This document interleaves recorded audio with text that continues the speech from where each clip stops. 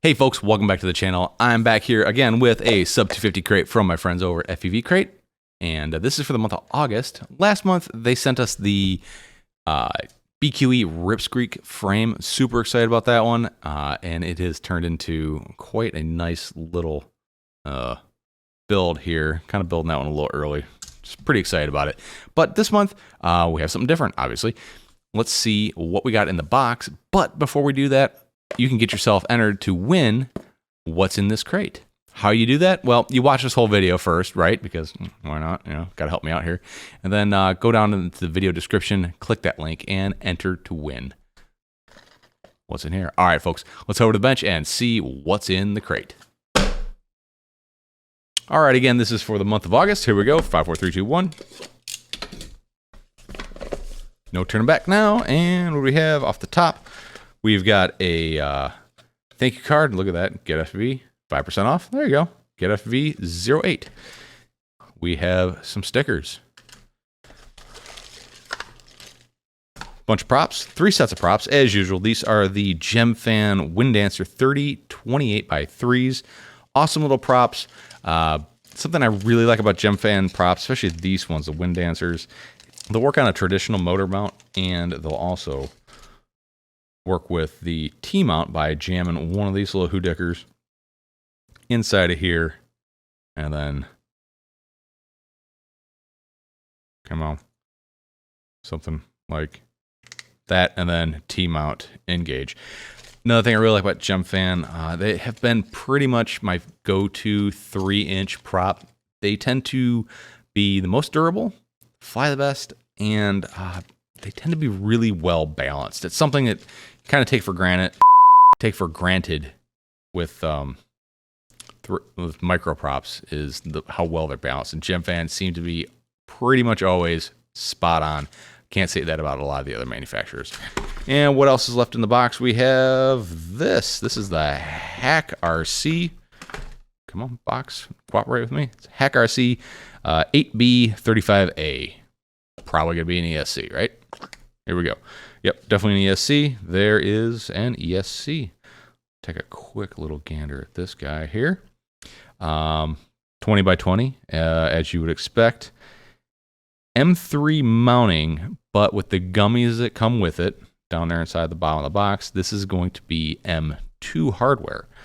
I hate M2 hardware, but, you know, we gotta do what we gotta do. If we're looking to be sub 250, we need to save every gram we can. And one way we do it is by going with M2 hardware. Even though it sucks, just make sure you're using metal hardware and not plastic.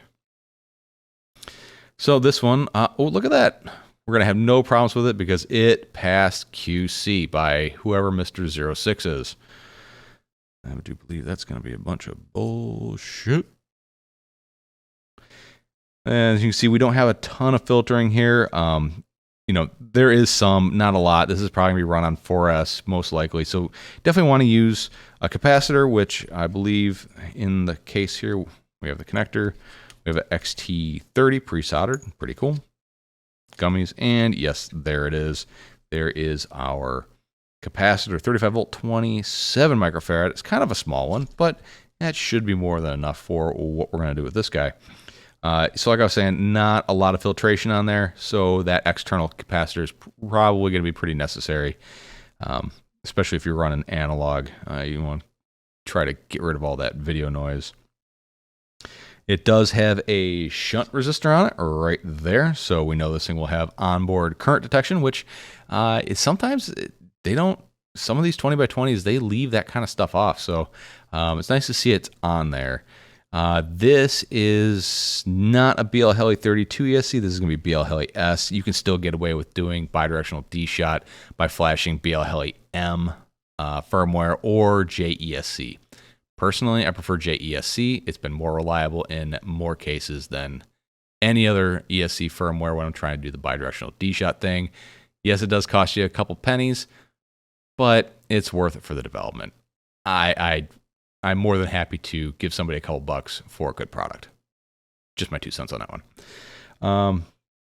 Another thing on this that I really like that manufacturers are doing a lot more now is see these 2 little holes in here? These are there to help you solder on your capacitor. So you stick the legs of your capacitor in there, and then you solder them on through there instead of having to try to like solder back on top of pre-done solder. And then just a little tech tip for you guys. If you get a capacitor and you don't know which side's power or ground, right here, this stripe, wherever there's a stripe, that is going to be your negative terminal. Also, this one does have the negative marking on there. So not too shabby. It does look like the pads might be broken out. So if for some reason you lost this connector, you can see that there are some solder pads underneath here. Yes, and the number does correspond to the number of pins here. So there's 7 pads here. There's 8 pins, but one of them's not used, so that's 7. So if you want to go with a direct solder setup, you could ditch this connector and go to these pads here. Not too bad. It's a good looking board. Very well laid out, clean. Not a lot of snot or slot balls on it. I definitely like it. Time will tell how the durability and reliability will pan out though. So there you go. That's the month of August. So far in this build cycle, we've had in June, we had the King 2004 motors. We had for July, the BQE Ripsqueak frame. And for August, we have the HackRC 35 amp 20x20 ESC. Remember, this is BLHeli-S and not 32. Not a bad little ESC, at least from the looks of it. I have no experience with it. If you have any experience with this, please let me know what your thoughts are and how your experience was. Put it in the comments down below. I'd really appreciate it. And on to the important part, how do you get a hold of one of these crates? Well, first thing you could do is go down to the video description, click that link. It's an affiliate link. Shocker, right guys? And that will take you to who else? FPV Crate. Yes, buy yourself the crate and get yourself the ESC. Or sign up for a subscription and get surprised every month like I do.